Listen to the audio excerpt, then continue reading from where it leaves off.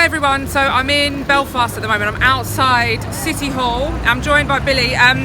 Billy, would you just like to explain to everyone watching what's going on here today?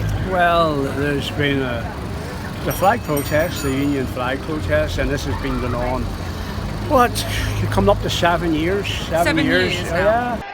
December's decision by the city's council to lower the Union flag for much of the year has infuriated many loyalists who see it as an attack on their cultural links to the United Kingdom. And some people say, well, what's the sense of it? Because obviously the flags hasn't been put back again, it's only flown on statutory days. But this protest is really a protest about what happened nearly 7 years ago. It was a terrible decision for the Belfast City Council to take the flag down and only restrict its flying for statutory days. The British flag has flown above the City Hall every day for more than 100 years. The decision by the local authority means in future it'll only appear 17 days a year, in line with the policy at the Assembly for the whole province. So the anger felt at that time, remember we were commemorating the signing of the Ulster Covenant and all. It was a very emotive year for unionism, a very important year for unionism. Yeah. So it was very insensitive for them to even to do that at that time. And of course there was a leaflet distributed throughout Belfast by the unionist parties, and they used the word the flag was ripped down.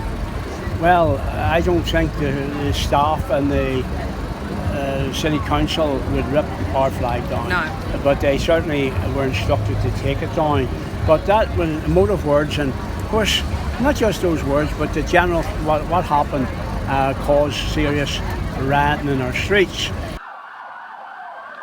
It is mid-afternoon, just outside Belfast city centre, and the armoured police Land Rovers edge forward. Confronting them a crowd of more than 100, many draped in the Union flag. Several protesters line up, charge forward and hurl whatever missiles they can get hold of, and the police respond with water cannon. Their tactics questioned at close quarters. You're causing it yourself. You're causing it and you're inflaming it. Now, ever since then, of course, it's been a peaceful protest here. We may have 20, may have 30, sometimes 40. And this is every week? Every week. So it's an average of about 20 people would come along here. They're not here from any organisation. They're all coming along as individuals. Yes. Now, has it done any good? It's done a powerful amount of good, because there's not a week goes by that we're not approached by someone from some country in the world. You know, they come over and they're looking at it and they're looking at the flags, and then they say, what is this about? Yeah. So we have been communicating to the world. People walk by here, what are we doing? What are we achieving? Another thing which is very important. We have learned to we've developed friendships. It seems strange. We've real friendships.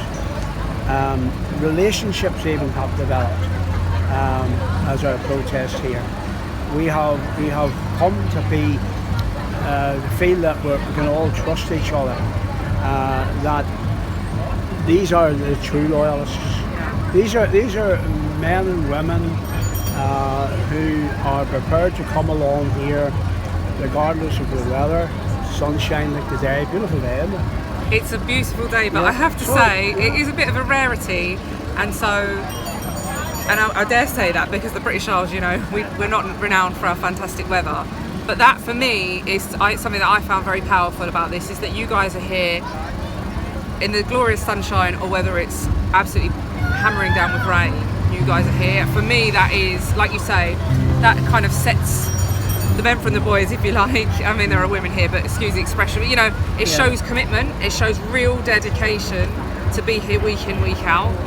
There's people here, as I say, from all different backgrounds. There's people here who are church people who faithfully go to their church.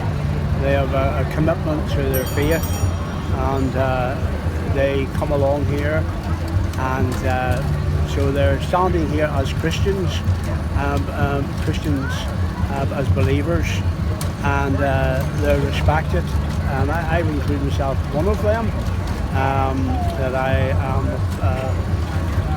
a committed Christian, and I believe it's very important that Christian people especially should be involved. Yes. But there's others from other backgrounds and non-Christian backgrounds. We come from all kinds of backgrounds, and we're not all the same. And so you can't put us in a box and say that they are extremists or they are whatever. It's a range of people who feel that what was done 7 years ago was almost, well, I would say not almost, but was treachery. Yes, absolutely. To remove our flag after flying for 100 years was treachery. Yeah. So would you, I know you say that no one's in charge, and I understand that, and sometimes I think that these kind of setups work well like that, just a collection of people from all different walks coming together on one common That's cause. Right, one issue. And so, so presumably anyone like-minded who supports this cause is welcome to join you. Yes, Yeah. yes. So if you want to come along here on a Saturday between 1 o'clock and 2, it's only one issue. We're protesting about what was done by the Belfast City Council 7 years ago, and we are demanding that flag be put up again. And so that's the issue. There's one issue, and one issue only. Well, listen, thank you very much for speaking to me, and well to hunt week after week. It's great to see. I have seen you guys out week in, week out, and I'm going to be joining you a bit more, even in the terrible weather, although today's glorious. So, but yeah, keep it up. Well, thank you very much indeed.